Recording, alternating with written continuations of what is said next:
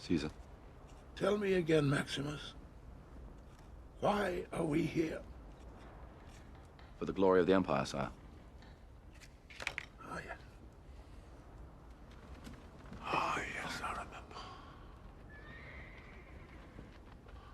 Do you see that map, Maximus? That is the world which I created. For 25 years, I have conquered, spilt blood, expanded the Empire.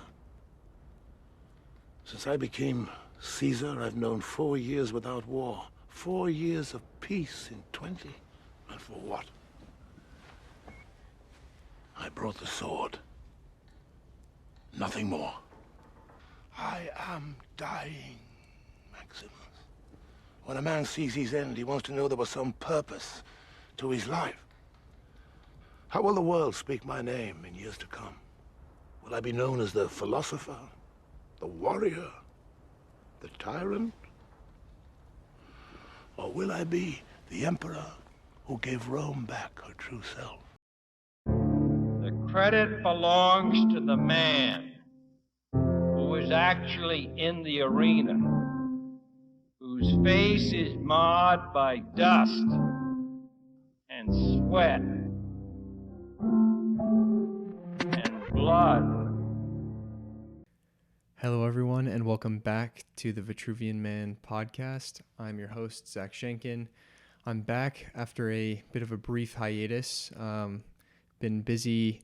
I guess I'll spare you the excuses, but I've been busy the past few weeks, and I actually earlier today just hopped off the first live call with the first class of Vitruvian Men. Really, really special to hear from those guys, and we're off to a good start. So thank you so much for the support along this kind of journey. To those that have continued to listen, thank you. It means a lot, and thank you to those guys specifically. I know you guys are probably listening, so shout out you guys. It's the beginning of a really, really special journey. But on today's episode, I wanted to talk about purpose, the importance of finding your purpose, or at least pursuing a purpose, having a bigger calling than yourself, and a useful tool that I've used in the past and continue to refer back to in the pursuit of trying to figure out what my purpose is. So first off, kind of what is purpose? Why does it matter? Purpose is essentially operating for something greater than yourself. It's a reason for being. And I think it's so important when you're going through life that you find a purpose for doing so. I think so many people are on autopilot in the day-to-day, and if you were to stop anyone in their day, just like along the road or at work or whatever, confront somebody and say, hey, why are you doing what you're doing? Like right now, why are you doing what you're doing? I don't think a lot of people have a satisfying answer to that. They might immediately say, well, I'm working because I don't want to get fired. Okay, well, why don't you want to get fired? Because I need to provide for myself or my family, pay the bills, whatever. And some of those reasons, all of those reasons are important, but the stuff that will give you a reason to wake up day after day and get through the mundane, the monotonous, especially the difficult times, are the things that are greater than that. I think an illustrative example would be, think of trying to hike to the summit of a great mountain. What is the reason you want to get to the top? But it's really, really hard when you're slogging along and your legs are tired, your feet hurt, you have blisters, it's cold, whatever, and you just have your head down on the path. You lose sight of the purpose, and the purpose is summiting, right? So it's important to take glances up towards the summit. You can't just look up, right? You have to look at the day-to-day. You have to look at the path and operate and take action. It's not this like pie in the sky kind of idea. You can't just look at the summit. You can't just look at some lofty ideal or the purpose that you're setting out to accomplish. You have to be grounded in reality and action. But without both, without being able to look up and see the summit, that's when people would turn back, get discouraged, be dismayed, and start to lose themselves and lose the energy of what they started with. It's a quote I've referenced before on this podcast, but Friedrich Nietzsche says, he who has a why can bear almost any how. And I came to this quote when I was reading Man's Search for Meaning by Viktor Frankl. He uses the example of his experience in the concentration camps in Nazi Germany, describing that, as a physician in the camps, he would see people endure past what is feasibly or physiologically not normal or possible simply because they had a reason. For instance, if a wife and husband got separated in the camps, the husband would stay alive for the purpose of getting back to their partner. But he referenced a specific story where, this one man heard word that his wife had lost her life in another camp, and in a matter of days he died. Not because of any specific change to his physiology, environment, whatever, but simply because he had given up the will to live.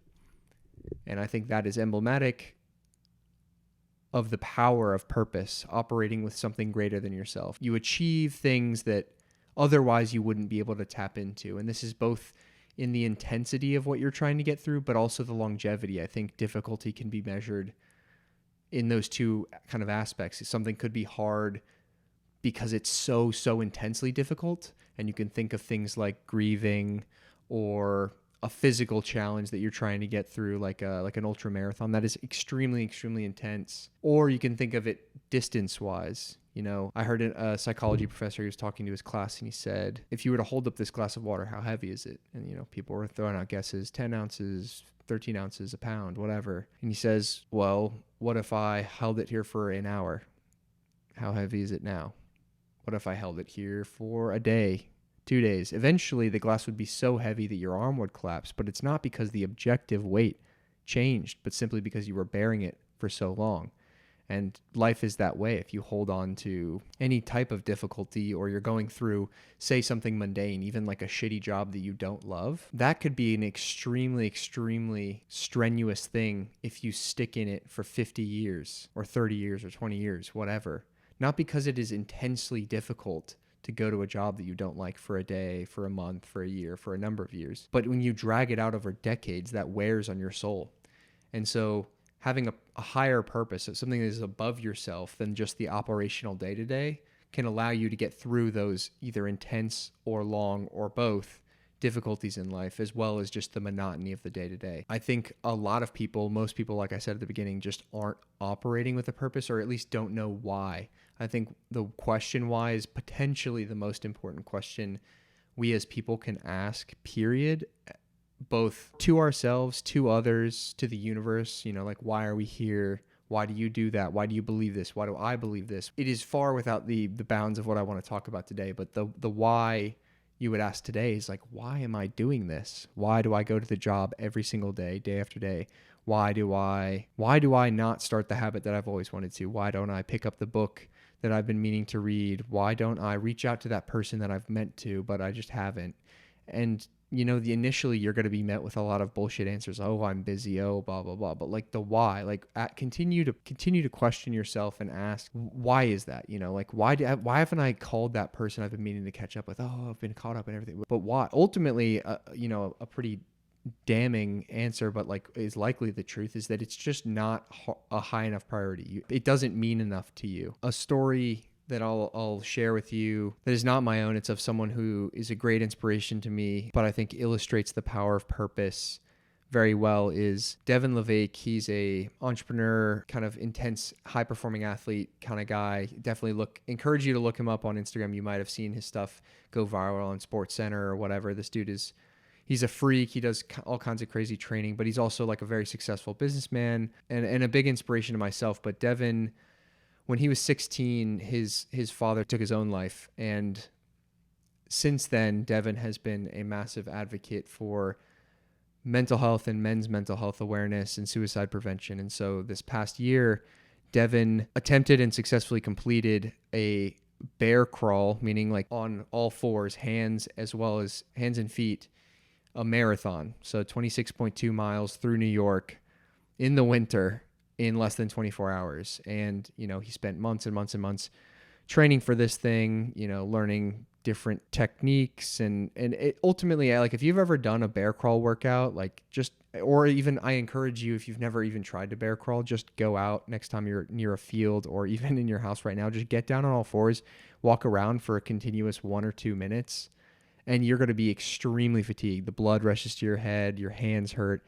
And this guy did it on concrete for 26.2 miles. And he talked about getting through that. And I think about, he set out the race, as a fundraiser to raise money and awareness for suicide prevention.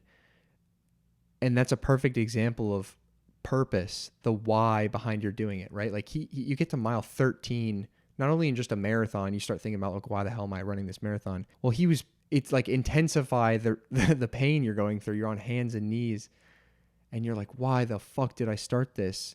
Well, his why is pretty blatant, right? Like I want to help prevent other people from losing their dad. I want to help other people from losing their brother, their sibling, their friend. And by me going through this and completing it, I'm bringing awareness and raising hundreds of thousands of dollars and all this stuff. Extremely inspirational guy to myself. His story's inspiring. And that's a big why to operate for, right? Like it didn't matter how bad it got. Devin could always go back to the why and his purpose for being there.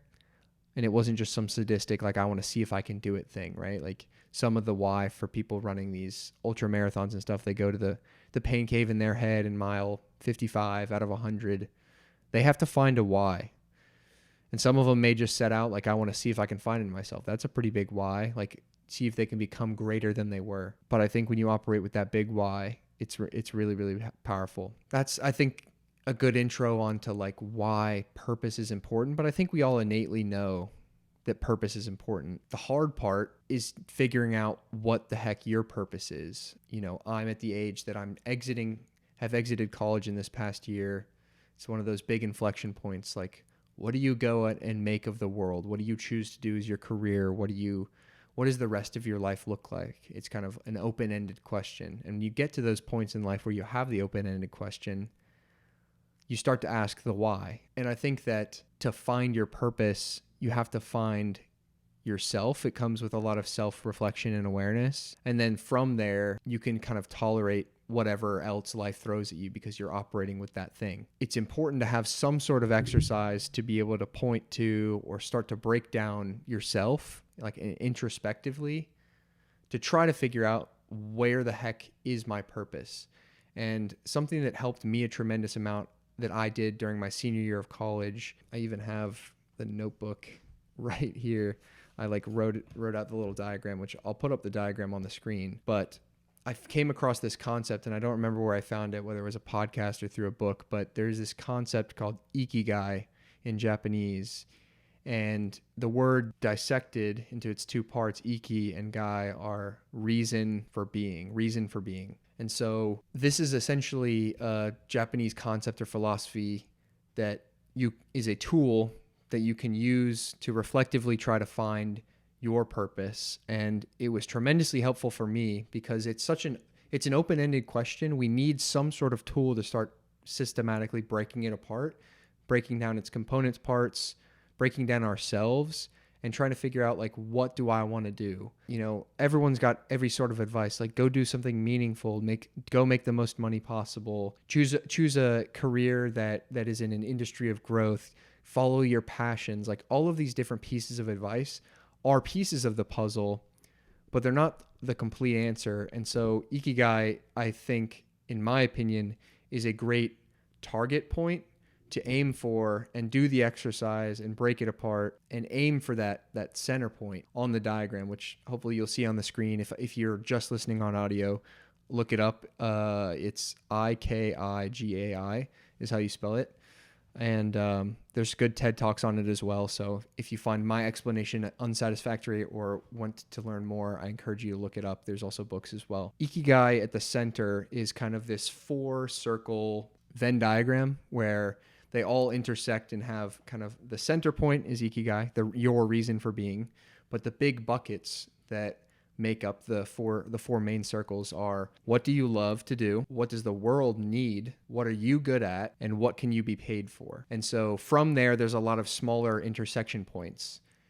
And each of those intersection points gets you closer and closer towards the center. So if we look at what do you love to do and then where that intersects with what you're good at. So things that you love to do might be, I love to travel. I love to spend time with my friends. I love to watch movies. I love to eat amazing food. And then things like, what are you good at? These could be skills that you've acquired or things that you're innately good at. You could be innately good at, you could be a natural leader, a natural athlete, a natural runner, a natural swimmer.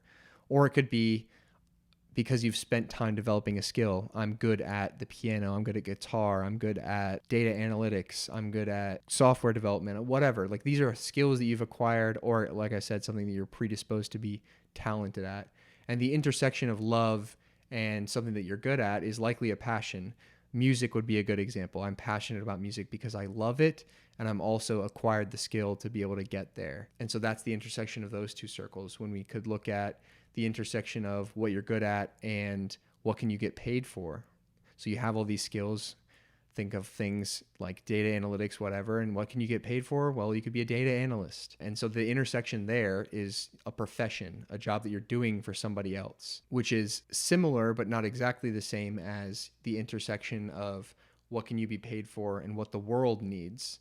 So the world needs people to solve problems. The world needs a lot of things. It's a pretty broad question, but you could even think of it as like market analysis. Like what are people out there looking for? And it could be anything from copywriting, digital marketing, whatever. And then what can you be paid for? You can be paid for some of those things. You could be paid to write copy for a digital marketing agency. You could be paid to create content. You could be paid whatever. So that's a vocation. So similar to a profession, but the intersection is that with the need and what you can be paid for. And these are the options you can take versus like the profession is your skill sets aligned with what you can be paid for. And then the last of the more broad intersection points is what you love and what the world needs.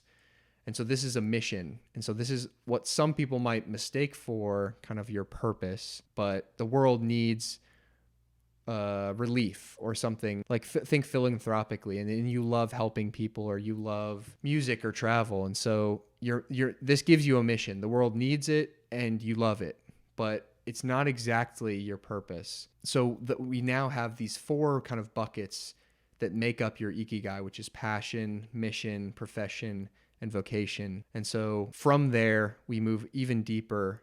And the intersection between a passion and a profession, you'll find satisfaction, but a feeling of uselessness because you're passionate and you're getting paid for it and you might be good at it, but it doesn't really fill a need for the world. If you look at the intersection between passion and mission, this can be delightful and give you a feeling of fullness, but you're not likely going to be able to make money from it or become wealthy from this means. If you look at the intersection between profession and vocation, this is something where you can be comfortable, but again, it's that feeling of emptiness because there's not that love for it. And then finally, if you look at the intersection between mission and vocation, you can be excited, but it comes with a sense of complacency as well as uncertainty because maybe there isn't a job for it or you aren't sure that it's always going to be there, and maybe you're not that good at it. So when we combine kind of this amalgamation of all of these things, passion, mission, profession, vocation, in the center, ideally where you're trying to aim at is Ikigai, your reason for being. And I suppose after that description, it can definitely still feel like this kind of pie in the sky, like, oh, these are very idealistic things. But what I love about this concept, and especially the like diagrammatic nature, is that you can write down each of the buckets and then start to find the intersection points, and then hopefully find a place where you can find something that will pay you, that you have skills in, that you love doing, and that can provide value for others. Because that's kind of what the world needs is like, where am I providing value for others? Whether that's small scale or broadly like the world. It could be a service for people, or it could be some massive altruistic philanthropic organization. So I encourage you after this, or right now you can pause, go find a diagram, draw it out on a piece of paper, and then do lists for each of these. I did this early in senior year. I wrote down things that I love to do, things that the world needs, things that I currently was good at, and things that I could get paid for. And then when you have those lists in isolation and you bring them into the diagram, you can start to see the interplay between those concepts and move closer towards exactly what it is could be your purpose. And I will address the fact that, things that you love and things that the world needs, things you can get paid for and things that you're good at, all change over time. You won't always love the same things. And then as you acquire skills, you're going to get good at different things. As the world changes, what the world needs and the markets will change. So what you can get paid for can also change. All of these things are individually moving, which means that as they move, the center point of which they intersect is a floating target. So you need to continually kind of prod yourself and self-analyze and look at when you're making these kind of decisions that some people choose to stick in for longer, like a career or a job. Make sure that your target, you're still directionally moving in the right direction. You're not always going to land directly in your reason for being. That's a very idealistic place to be, and I think you should always work towards aiming closer. But say you aim for center and you hit passion and profession, you're still going to get satisfaction from that. Or you hit profession and vocation, well, you're going to be comfortable.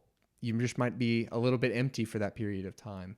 Or you intersect with passion and mission. That's awesome, but maybe that time of your life you're not going to make as much money. You aim for mission and vocation and you'll get excitement and some complacency, but again, a little bit of uncertainty because you don't know if it's going to be something that you're good at. And it could be a skill that you can acquire. And again, you're just trying to move directionally closer to that center point and keep shooting, because you only get one life. And the only way to guarantee that you miss with your shot is never take it. But during that life, you get an unlimited amount of tries. There's no like barring you from restarting. Like if you join a job that you find out you don't like, it's not like you can't leave it. You can quit, you can pivot, you can ask within the organization, can I be in a different part? Whatever it is, you have mobility and flexibility to try to find a place where you're more aligned with your Ikigai, your reason for being. Like, why the hell are you around more than just, I'm getting paid to do a task? That's not big enough. It's not meaningful. It's not going to leave you satisfied. It's not going to give you a reason to roll out of bed and not loathe the next day. It's not going to be the way to escape the fucking Sunday scaries or whatever you want to call it. The like I now work, like you work a regular job for long and like a 9 to 5. I sympathize with the fact, and like I observed it in my parents growing up. And then, you know, it's reason I was drawn towards entrepreneurship and am still like dramatically focused on trying to work for myself and find my purpose, is because I saw that and then now have experienced that feeling of like, you get this overwhelming sense of relief when the work week comes to an end, and that like sense of freedom you feel on a Friday through Saturday is awesome. But then Sunday starts creeping around and you literally, like, it's physiological anxiousness as you're getting ready to go back to work. And like, that's not healthy. I know, like, it's hard enough to stand now as like a 23-year-old just starting a career. I can't imagine people who do it for 30 plus years. And even if you are pivoting from job to job to like hopefully climb both the salary and the positional ladder that give you a little more flexibility, like if you don't ever end up in a place where you find true purpose in it, then it's always kind of just different shades of the same thing. No one can outcompensate misery. It doesn't matter how much they pay you. If every single Sunday afternoon you're already losing that day, and half that day you're spending worried about starting the next Monday, and then you're all the week, Monday through Friday, you're just waiting to get to the weekend. Like, that is a miserable, cyclical, like it's an entrapment, it's prison, it's indentured servitude. So I think it's super important to try to find your purpose. And it might be in a job working for someone else. Like, I'm not toting entrepreneurship as the gold standard. I just think, generally speaking, you can find a lot more mission-driven people and purpose-driven people in entrepreneurship, because they have essentially created a job for what is aligned with their specific purpose. But it's not to say that out there doesn't exist a job that you can also align your purpose with. You just have to spend the time looking for it, instead of just taking what the first high-paying offer or the highest-paying offer or the referral you got right out of college or whatever. Like, spend some time. Ask yourself why. Why are you doing it? And if you do that enough, it's going to agitate and create enough internal friction that hopefully it will reflect in a external change. You make the career pivot. You choose to go back to school to get a new skill that can get you paid, that is something that you love, that the world needs.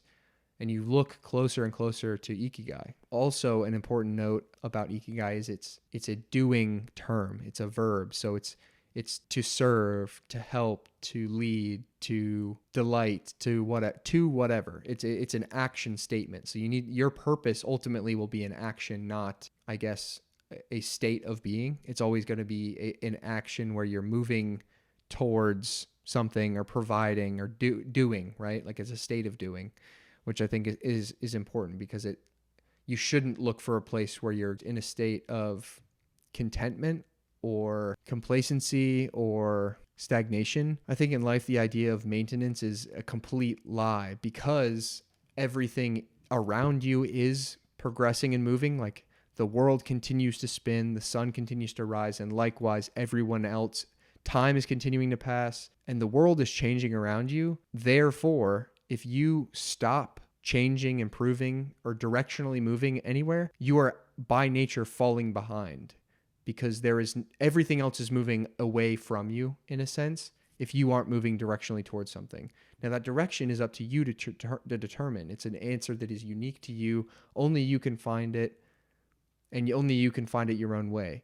So this Ikigai concept, if it doesn't work for you, or it's been however many minutes of this podcast and you're like, all right, dude, it's not going to work for me, then fine. Like, write it off. Take away the importance of operating with a sense of a purpose. I implore you to try it as a tool, because I found it really, really helpful. And also, it's an unbelievably aqueous question. Like, what is your purpose? I think it's important to ask at any stage in your life as well. Like, if you're coming to hear this and you're 45, 50, like, a lot of what you believe and think about your environment may be quote unquote set in stone, but those are mental barriers that you're setting for yourself. If this is coming to you when you're young, my 23 or younger, like, think about how blessed you are to be searching and asking these incredible questions so early in your life. Yes, I understand life is not guaranteed, Memento Mori, all that stuff. But assuming you live a normal human lifespan, you've got a ton of life ahead of you. So much development, growth, change, etc. So to be asking these questions and to try to directionally adjust now is going to be so huge. Everyone uses the example 1 degree difference doesn't make that much when it's only a foot of magnitude, and we can use time as well. Like, if you're only off by a little bit for a day, it's not that much. But if you're off by a little bit for 50 years and you look back, you've missed it by hundreds of miles. So make the directional adjustment and don't worry how far down the road you go.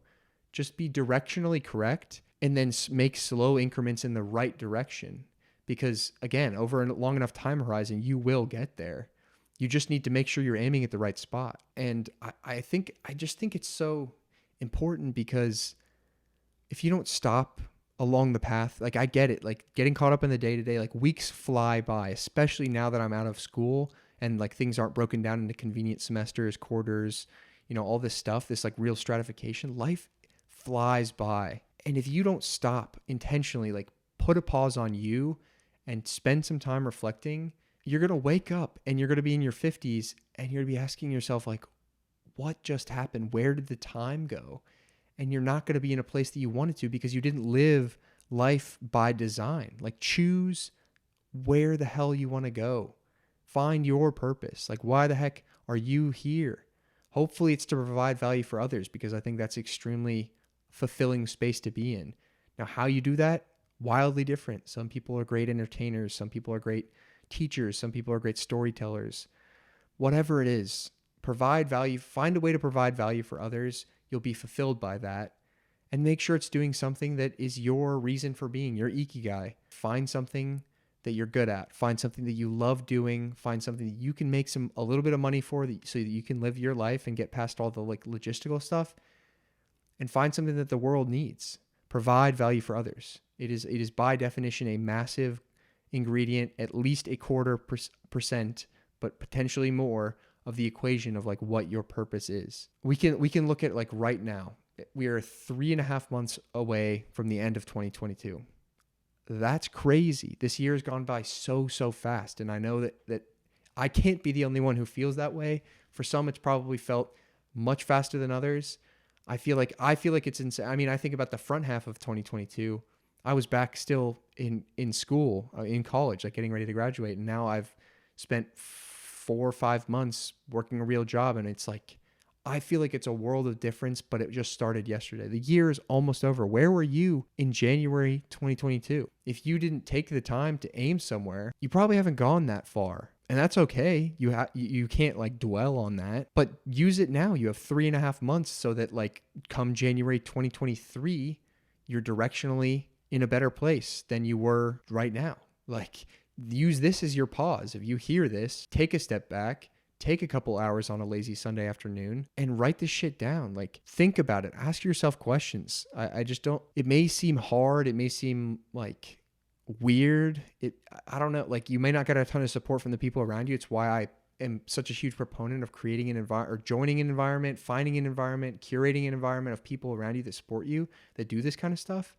But if you have to just lock your door and do it alone, take the time to do it. It's what I did senior year of college. I closed my fucking door, drew down this little diagram in my notebook, and like try to figure it out because it's worthwhile. Because I knew that I wanted to figure out why the heck I'm around. And to some degree, the things that I'm doing with this podcast and this program, I think that's part of my purpose. I found something that I'm passionate about. That's self-improvement. I've been interested in this for over a decade, trying to figure out how I can be the best version of me. I think the world needs it. Everyone needs to be a better version of themselves. The world needs strong men. So how do we build more stronger men? That person has to improve themselves. So the world certainly needs some amount of help there. I think I'm decent at it because I've been at it for a long time, and I've learned a lot. I've been given a lot just from the ingredients that I was born with, like I was born in America.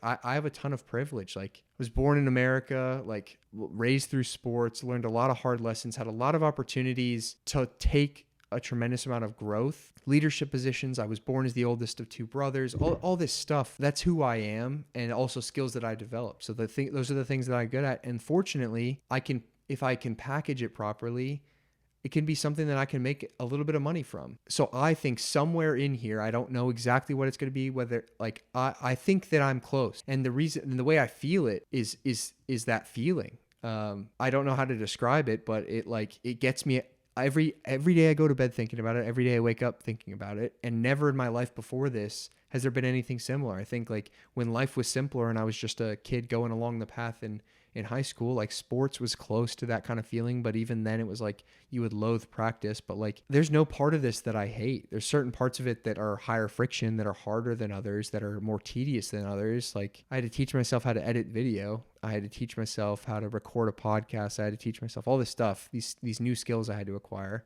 Those are tedious things, but I've really loved every single part of it. And that unique feeling it's hard to describe to someone that hasn't felt it, but all I can say, if you're somebody who hasn't, is that it's worth fucking chasing. Like, give yourself a reason to go after it. I don't know how much more to say it. Like, I encourage, at this point, it's like, pause the podcast, cut it off. Like, at this point, I'm making no money I don't lose anything from you hanging up. So turn it off and go write some stuff down and figure it out. Ask yourself some hard questions, and you can use this as a tool. I think there's other stuff out there. Another book I recommend reading it's like more of like an essay. Honestly, it's really, really short, is Managing Oneself by Peter Drucker. It's one of the Harvard Business Review classics. Super, super short book, but a ton of really, really good questions to ask yourself on like how to be useful. It talks a lot about the idea of strengthening your strengths and leaning into what you are naturally inclined towards, as opposed to becoming mediocre at something that you're not good at. Just become elite at something that you were naturally predisposed to. But that's another recommendation. There's a lot of good questions in there. When I went through it, I wrote down all these questions and asked myself and continue to refer back. So that's another one. I can just look over at this book list next to me and see if there's any other immediate recommendations that come to mind. Seek out counsel. That's another big one, is like ask other people if you're in any sort of like environment. College is a great one because you can find seniors because everybody's stratified by grade. So like talk to people that are about to make the decision that you're going to have to make in 4 or 5 years and say, hey, why are you taking this job?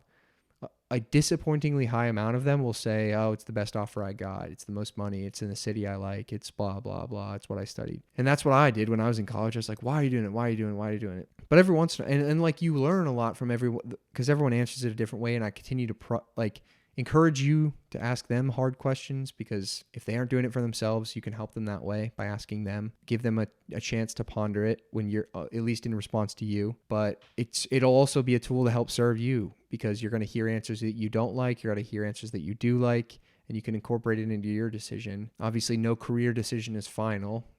that's another important thing to emphasize. People create these like mental prisons. Like, I can't leave the job that I took because they took the risk on me, or I'm getting a promotion in a little bit. It's like, if it's not serving you, get the hell out. Get the hell out like immediately when you know that. Don't wait till a convenient time, because the convenient time is never coming. There's always going to be another problem. Life is complicated. If you're waiting for the perfect time to start a business, I'm telling you right now, it's never going to happen. If you're waiting for the perfect time to ask your crush out on a date, there's never going to be the right time. Like, the right time is now, because it's the time that you actually have control over. It's the only time you have control over. All the moments that you didn't do it before are gone forever. And every moment in front of you, you'll never be able to touch until it's there. And you're lucky if you do get the chance to get there, right? Like, no one is guaranteed any amount of time here. You can play the statistics game and you can say, I'll probably live till 50, 60, 70, 80, 90, whatever. And then you can try to be like, oh, I'll get to that in my 50s. But not everybody makes it to their 50s. Not everybody makes it to their 30s. Make sure that you're operating with a purpose, so that if you lived your last day today, you can lay your head down and rest and be like, I'm satisfied with what I did today and over the past week. That's another great way to ask. Another question you can ask outside of this Ikigai concept is like, if today were my last day, did I spend it how I wanted to? If the answer is no, that's okay. Again, don't dwell on the past, but figure out what parts you didn't like and live less of those moving forward. An excellent example for if you're going through this Ikigai exercise and you're trying to figure out like, what do I love? Like, genuinely love. It's another one of those hard open-ended questions. A good example from the 80-20 principle from Richard Koch is the whole principle itself I've talked about before, but I'll reiterate, is that life is governed, all aspects of life from global markets to your day-to-day is governed by disproportionate nonlinearity, meaning a small percentage, and it's not always an 80-20 distribution, often it's much more skewed. A small percentage of inputs generate a disproportionately high amount of the outputs. So a small amount of the time that you spend will produce extremely high amount of the joy that you experience. So he calls it a happiness islands exercise. And this is a way to find out, and it helped me too, because I think you should look back, especially reflectively, at childhood, because you're so unbiased. Less people have told you you have to do things a certain way. So look back to when you were a kid and across your entire life, but especially when you were young, and say, what brought me true happiness and joy in those moments? These are the islands. He calls them happiness islands. And you identify the islands, moments of time, windows of time, weeks, days, months, years, when you were super, super happy, filled with joy, fulfilled, with purpose, whatever it is. Identify them all, and then you can start to see when you've written them out. And I cannot emphasize this enough, like, actually write them out, not just like think, oh, that was kind of nice. Like, I remember that vacation, or I really liked playing with Legos when I was a kid. Like, write the stuff down. And then you could try to start to see where they connect, you know, like think about like the movie scene of the guy with the diagram on the wall and the red string. Play that game, like on pen and paper, play the game of like, these are my happiness islands. This is where I find tremendous amounts of fulfillment and joy. Like for me, I loved playing with Legos when I was a little kid. So when I was making my decision for college, I could even reflectively look back and be like, okay, I loved working with my hands when I was a kid. I always did projects with my dad, and I loved doing like side projects. I made forts in the backyard. I would tinker with little projects in my room as a kid. I had a little toolbox. I love working with my hands. So like when I got to high school, I did robotics, did the competitive robotics thing all through high school. So I come to college and it's like, where can I work with my hands? Engineering. Okay, I'll go study mechanical engineering for that reason. Like that was at least an informed decision based on my previous experience. And then in college, you find out the intricacies of engineering, like what amount of it is that, what amount of it is not. How can I pivot? I went from mechanical engineering, where it was like very general, but I knew I was like going to work with my hands at least somewhat. I was like, well, and I looked at the rest of the curriculum, wasn't super pleased with it, or at least interested in it. So I said, what else am I interested in where I can still have this aspect of product design, 3D printing, like the tangible aspect that I do love, but none of this heat transfer, thermo stuff that I don't care about. I don't want to work on HVAC systems for the rest of my life. And so I found biomedical engineering because I was like, well, I love fitness, training, human performance. I find it super fascinating. I consume tons of podcasts and books about it. I do a ton of experimentation on myself with diet and all this other stuff, like very interested in how you get the most out of a human body. And so I found biomedical engineering. And so it's like the only way you can make those decisions is look back, like back plan, reflect a little bit on what in the past has brought you joy. And a lot of it, you'll have passively bumped into and found these new passions or hobbies, and you can consolidate them and hopefully either build for yourself or find someone that's already built it, a place where you can call that your kind of day-to-day. Like the unfortunate reality is we all need money to get through life. So find a way to get paid and provide value for others while doing something that you love and that you're good at.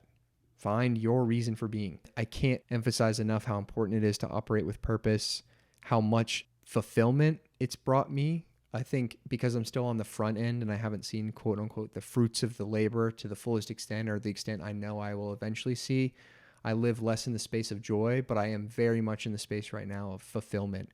And it is something that really helps me wake up every single day and do this thing we call life. And for those people listening that feel like they're not there, take the time and look for it. You're not going to find it overnight. Quite frankly, I did this exercise of Ikigai, wrote it in my notebook, folded it, went about senior year, went to senior design, did my other classes, finished my testing, all this stuff, applied for jobs. But it was working in the subconscious. It was something I could reflect back to and add to the list when I needed to. And here I am, probably close to a year removed from writing this down in my notebook, talking about it, hopefully providing value to others in what I think is somewhat close to my Ikigai, at least my Ikigai right now, my reason for being right now. Again, that target is moving as the world changes, as I change. But as day after day, as I shoot at the target, I think I'm hitting close to it and continue to be interested in doing so. And I think you should too. So that's all I have for this week. If you enjoyed it, if you made it this far, thank you so much. I have a huge guest upcoming for this podcast. So it's the first blue checkmark guest of the pod. Somebody I think is going to take this experience to the next level. His story is incredible, unbelievably wise man, an inspiration to myself. I will not spoil who it is just yet, but I've already made contact. We're kind of setting up logistics, hoping to record this upcoming week. If not this upcoming week, very, very soon. So really excited about that. Stay tuned for that. If you are finding value in these podcasts, share it to just one person you think would be cool, even if it's just your parent. Like, give it to somebody you think could find value from it, and not even from the aspect of like trying to grow, but genuinely in the belief that more people should be living a life with purpose and with intentionality. I think that's a kind of a through line of this podcast, of my belief system, of any of this stuff. Why do I care about self-mastery? I think more people, Jordan Peterson talks about it a lot, more people need to take more responsibility for their life. And I selfishly want to meet more people on fire and alive for what they're doing. You know that feeling. I know that feeling. When you meet somebody who's truly passionate about something, and it doesn't matter what it is captivating, it's intoxicating, and it's amazing. I want to meet more people like that. So to the degree to which my words can help other people get closer to that, please allow them to do that by sharing. And thank you so much for your support. I look forward to speaking to you again soon. You can follow along the podcast and the program at Vitruvian Gentleman on Instagram, myself at ZDSCHENKEN. Share your thoughts, DM me, all the good stuff. Remember, your time is your most valuable resource. So thank you for spending a little bit of it with me today. Memento Mori, and I will catch you on the next episode of the Vitruvian Man podcast.